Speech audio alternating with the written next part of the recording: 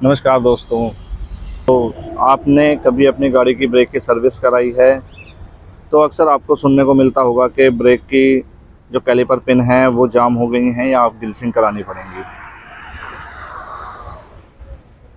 Caliper pin क्या होती है, कैसे काम करती है और इसको कब कब रिप्लेस कराना चाहिए, कब इसकी सर्विस करानी चाहिए। वैसे कैलिपर पिन जो होती है, कैलिपर पिन आपके जिस गाड़ी में भी, चाहे वो आपकी नई गाड़ी है, चाहे पुरानी गाड़ी है, चाहे कोई ओल्ड मॉडल है, चाहे कोई नया मॉडल है, चाहे कोई लग्जरी है, या कोई आपका कोई भी बेस मॉडल है, या कोई भी है जिसके व्हील में भी डिस्क ब्रेक होंगे, उसमें कैलिपर पिन ज़रूर होगी। कैलिपर पिन का यूज़ क्या होता है? कैलिपर पिन आपके जब भी आप ब्रेक सिस्टम को या ब्रेक को आप प्रेस करते हैं तो कैलिपर जो है वो आपकी ब्रेकिंग को स्मूथ करता है। अगर ये आपकी जाम हो जाएगी या इसमें कुछ आपकी रस्टिंग आ जाएगी, रस्टिंग आने के बाद वो आपका स्मूथली काम नहीं करेगा, या कैलिपर पिन आपकी जाम हो जाएगी तो आपकी जो गाड़ी है वो एक तरफ दबने लगती है।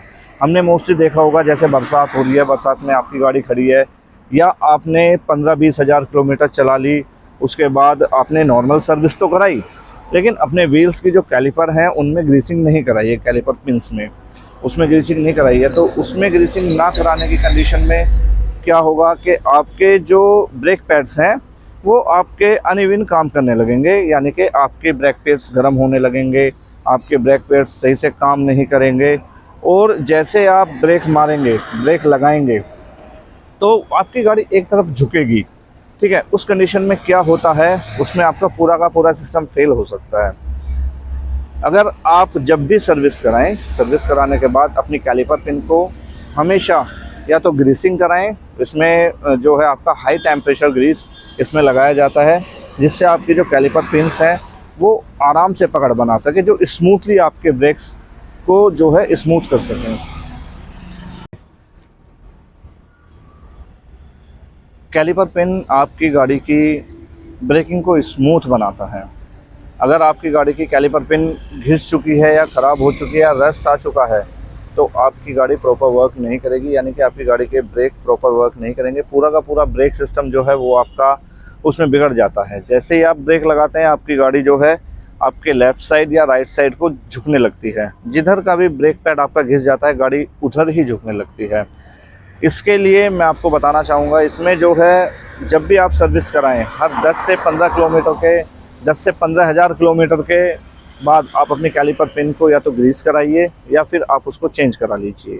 अगर आप किसी भी मैकेनिक के पास जाते हैं, एक छोटी सी कैलिपर पिन का जो कॉस्ट होती है वो सिंगल पीस का, यानी ये पेयर्स में आती है, क्योंकि एक डिस्क ब्रेक में 2 कैलिपर पिन लगती हैं। ये जो आती है ये पेयर्स में आती है। सिंगल के लिए आपको अप्रोक्स 150 टू 200 के समथिंग आपको देना होता है। उसमें आपकी एक कैलिपर पिन आ जाती है जो कि एक डिस्क ब्रेक के लिए पूरी होती है, एक टायर के लिए। आपके अगर फ्रंट व्हील ड्राइव है, यानी कि आपके रियर एंड फ्रंट दोनों में आपके अगर डिस्क ब्रेक हैं तो आपको जो है 4 पेयर आपको लेने पड़ेंगे, क्योंकि 4 आपके डिस्क ब्रेक हो जाते हैं। और अगर आपका केवल अगले टायरों में अगर डिस्क ब्रेक हैं तो केवल आपको 2 पेयर लेने पड़ेंगे, और ये ज़्यादा नहीं होता है। अगर आप इसको समय रहते आप देख लेते हैं तो इसमें आपके अप्रोक्स 200 से 250 रुपये तक का आपको चार्ज होता है, जो आपकी कॉस्ट होती है आपकी कैलिपर पिन की। हर 10 से 15 हज़ार किलोमीटर के अंदर जो है आप अपनी कैलिपर पिन को जो है अपना ग्रीसिंग कराइए, सर्विसिंग कराइए। सर्विसिंग कराने के बाद वो आपकी स्मूथ चलने लगती है।